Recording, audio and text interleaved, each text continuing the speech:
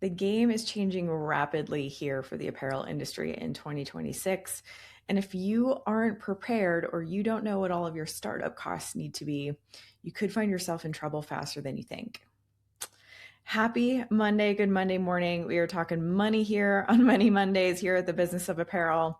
And today I want to talk a little bit about startup costs. So if you're thinking about starting an apparel brand and you're starting to map out what your startup cost should look like, I really want you to start considering how different the world is today and what it takes to run an apparel business here in 2026 and into the future, because things are changing rapidly. And I'm not talking here today about the startup costs that you probably already should know about. Like, you're going to need some equipment. If you don't have a laptop or a computer, you're going to need that. If you don't have the Adobe Creative Suite, you probably might want to invest in it, especially if you're going to be doing your own flats or your own Photoshop or anything like that.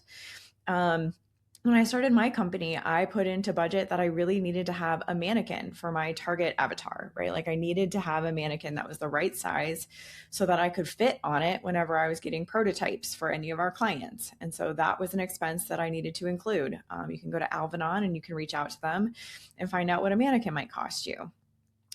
There's some stuff that's obviously upfront that you want to be thinking about, and you probably already know, as a CEO that you are, that you need to budget for certain things. Hiring people sooner than you expect or sooner than you think you need to should also be on that list. And we've been working with our board members a lot recently on what that dollar amount is. So we really think that you should be saving anywhere from $50,000 to $75,000 to be hiring your first few people on your team.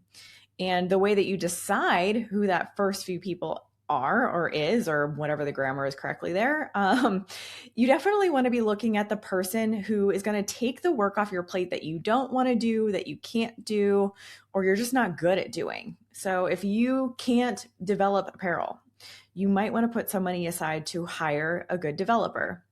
And that person is probably going to range anywhere from $30,000 to $90,000 a year, depending in what capacity you want to hire them.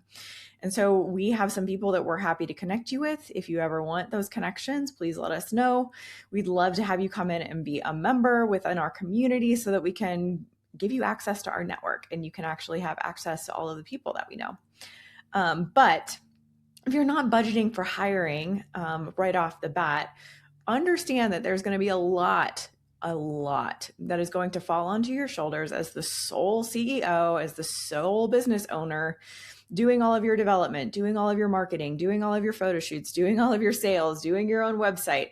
All of that stuff is going to add up with your time more than you're going to expect. So putting aside budget for hiring is really, really smart right off the bat. If you can get a developer in for $30,000 a year, they're just working part-time for you, doing like one or two styles, you can definitely then take, the rest of that budget and put it toward an accountant, a CPA, a VA, so a virtual assistant, someone to help you with your social media, someone to help you with marketing. You can start to spread those dollars out, but that's why we really recommend that you at least save 50 grand. We're really more in that like $75,000, $72,000 range. And if you have our example 10-year business plan from our website, it's going to tell you $72,000 for that first year for team. Okay, so those are the things you probably know about, right? So let's talk about a few things that kind of come up that a lot of people we are talking to who are starting their own brands, they kind of go, I didn't expect these things to come up on my plate, right? And one of those things, I've got a few notes here. So if you're watching here on YouTube, I'm going to be looking at my notes just a little bit so I don't forget what the 5 things are that I wrote down. But the number one thing is all the different apps that you're going to need, right? Like having a Shopify website isn't free. I know when I had my Shopify website and I had my store open, it was minimally $39 a month. And that's not if you're adding additional apps to it and you're not taking advantage of certain upgrades within Shopify. So once you add Shopify and you add a CRM, if you're not using Shopify CRM, if you add like advanced or pro Zapier so that you can actually get all of your different people from one place to another with the zaps that Zapier allows you to do. If you don't know about Zapier yet, go do a little bit of research because it's one of those things in my business that has really, really helped me. It automates so many things that like shouldn't be connected. So someone buys something from one website and it goes directly to my CRM and tags them properly and then sends them an email automation sequence because it like zaps them from one app to another. Anyway, that's an expense though, right? Adobe Creative Cloud that I mentioned at the beginning, that's a monthly expense or a yearly expense. So when you start to add up all of the different things that it takes to just run your business, technically, you are going to find that there will be a pretty decent bill every single month coming your way. And so if you're not prepared for that and you don't do your research and you don't know what all of those different applications are going to be, you could run into some trouble as you start getting into your monthly bills, as you start putting those things on credit cards. You could get into yourself into credit card debt that you don't really want to be in. So do your research up front on all of the different apps that you think you're going to need. The next thing that I want to talk about is compliance.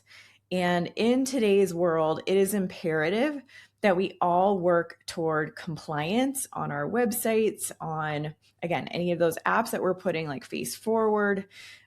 This can get pretty costly. And there are some different ways that you can put like ADA compliance or things like that onto your website. But especially in the EU, if you are selling internationally and you're selling in the EU, there are a lot of new regulations on privacy practices and how you handle people's information, and making sure that you are compliant on all of that should be at least a one-time startup cost to have someone making sure that they're doing right by you, right? Like they're going to check all of that stuff. You are going to make sure that you are in good compliance, because the alternative is that you could find yourself in some legal trouble if you are not compliant with certain things. And that is going to be way more expensive down the line than just making sure you're compliant up front. So that's an expense that most people don't expect. It's kind of a newer thing too, because over the last 5 or 10 years, this has really been amping up, right? Like we've seen a lot of movement in the compliance area. And so it's not something that 10 years ago you would have really thought about if you were starting a business, or it's not something that would have been so stringent and so expected. So that's something else to think of. You've put in the hours, you've mastered the fundamentals, and your brand is no longer a passion project. But somewhere along the way, the hustle that got you here started to feel like a trap. You're building a business, not just making clothes, and you're starting to wonder if you'll ever crack the code to consistent, profitable growth. What if I told you that industry's top brands aren't just working harder, they're working smarter, with a clear blueprint for everything from line planning to streamlining their supply chain? This is the insider knowledge that's typically kept behind closed doors, but now it's accessible to you. Introducing The Board, an annual membership designed to give you that strategic advantage. Led by a team with over 70 years of combined experience, we provide the honest, real talk mentorship you need to move from busy to truly successful. We'll show you how to focus on the small, consistent actions that lead to massive progress, helping you build a legacy without the burnout. It's time to stop second-guessing yourself and start building with purpose. Don't pay attention to the chaos. Pay attention to what actually matters. Join the board and unlock the proven systems that will transform your brand. Go to thebusinessofapparel.com to find the option that's right for you. I can't wait to see you in there. The next thing is quality control and shrinkage. So if you are producing, or you're getting ready to produce, or you're starting your brand and I'm planning out the amount that I'm going to spend on inventory, and I'm planning out the amount that I'm going to spend on shipping and logistics and housing in my warehouse. I've got all of that in my budget.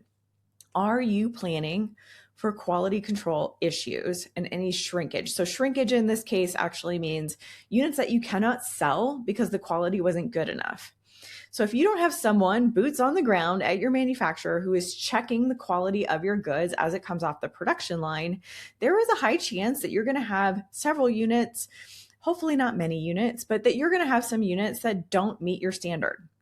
I've talked about this a little bit before, I think maybe on the podcast, but you want to have kind of a series of grades for your goods. A grade goods mean like it's within tolerance. This is what I asked for. This is great stuff. I'm paying full price for this.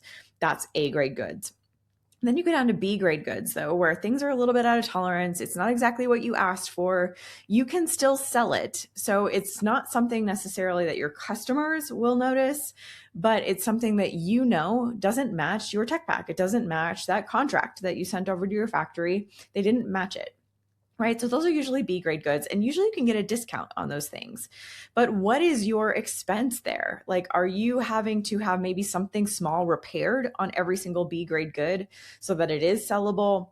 Are you having to maybe do a separate marketing campaign because you need your customers to know that, I don't know, maybe this changed a little bit from what you expected it to be? So the original photo shoot that you did is no longer viable because your production came in a little bit different. And yes, you can sell it, but now the photos don't match. So are you paying someone to Photoshop all of your different images so that they match the actual units? Or are you reshooting all of the new production units so that it actually looks right on your website? There are things like that that sometimes need to be attributed to. And so a lot of times we'll really recommend to our clients that you put in about a 5 to 8% buffer on your production inventory, like savings, so that just in case this stuff happens, you're prepared for it and it's not going to shock you. It's not going to surprise you. It's not going to blow your budget out of the water. The next thing is that, taxes are rising, tariffs are rising. Those kinds of expenses can bleed your budget dry. If you are not prepared for the taxes that you're going to have to pay, the shipping fees that you're going to have to pay, if you don't know that, Italy has a VAT tax that is really important for you to pay when you are working in Italy. If you don't know that, the US is imposing a lot of tariffs right now, and you don't know how that impacts your business, if you don't know those things and you don't research them up front, those taxes and those additional fees are going to hit your bottom line really, really hard. Over the last 2 years, we've seen this kind of start to shift and change. Actually, it's been happening for more than that. This kind of started back in 2016, I think, when we were starting to see, okay, maybe 2018. I don't know. Tell me if you know exactly when all of this started. Give me a date. I know this in the back of my head somewhere, but it's escaping me right now. This has been happening for a while, where additional tariffs have been added. Back in 2016 or 18, it was mostly imposed on Chinese goods. So as they were coming into the United States, we had additional tariffs on those. Obviously, in 2025 and here in 2026, we're still seeing tariff information change all the time. There's a lot of uncertainty about it. So we've been recommending again to our clients to kind of save like a 15% per unit additional expectation that things could change in the way of taxes or tariffs. If you're unprepared for that, like so many were in 2025, it could kill your business. I mean, it could go as far as that, right? Like we saw a lot of brands have to close their doors, or they couldn't actually import their goods. Or once they did import their goods, they couldn't sell them because they had to raise the price so high that their customers didn't want it anymore. Those are the types of things that you don't want to be blindsided by. So make sure that you are prepared for that. The fifth thing that I want to talk about today is people's expectations on how often you are refreshing yourself online, right? Like 6 months ago, maybe you did an amazing photo shoot and you did a launch and you have all of that amazing photography on your website. It did really well, but people are expecting something new now. That was just 6 months ago. And you probably spent a lot of money on that photo shoot, and you spent probably a lot of money marketing that launch. But now people are already expecting something different from you. The refresh cycles in the apparel industry are starting to become faster and faster and faster. And I really think that this is due a lot to fast fashion and how people are expecting that you are moving just as quickly as they are. Most people don't realize how long it takes to build really good quality apparel. And so if you don't have a baseline for your apparel line, you don't have like standard styles that you just have in your line all the time. These are our staples. These are our essentials. This is our core evergreen line that you can come get from us at any point. Let's say you're constantly doing seasonal stuff. People are going to expect seasonal things from you all the time.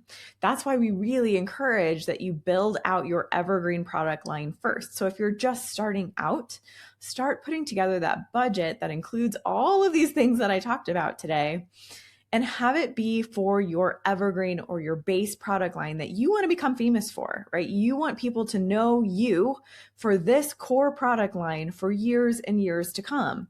Then they're always coming to your website to get their refreshes, right? Now, oh, my favorite sweater that they sell is available in pink and it's available in blue, and those are new colors, but it's still the same product that I love. That is a great way to build out your most minimum viable product for a product that your target customer is asking for something that they need, something that is going to solve a problem for them, something that is going to make them happy, something that they're going to buy over and over again, something that they're going to feel really good in, something they're going to feel comfortable in. Those are the types of things that you want to start out with. And then you budget around all of those things, you start making profit on it. And then that's when you can start to kind of iterate and do some more seasonal things. So when people then start coming to your website to see all of your seasonal product, they also still see your core evergreen product, knowing that they can always come to you for it. That's how you build so much brand loyalty. But those seasonal drops, if you're not prepared for them up front, you should know they should be happening pretty much every quarter at this point. And there's going to need to be new photography. Like we're talking about even at our company, like how can we start getting photography done a lot more often so that things look fresh, things look new, things look like, we're spending the time, we're making the effort, we're doing this work because we want to be present. We want to be at the forefront.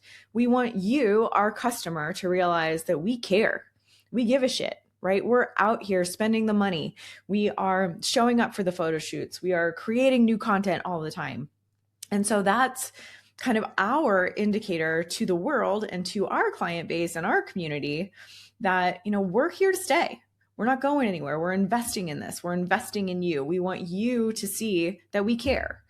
And right now, that is kind of like that refresh that brands need. And so if people are seeing things get stale with you, it can kind of give them, and probably wrongly, but it can give them an indication that maybe you're not putting in all of your best effort because things look a little bit old.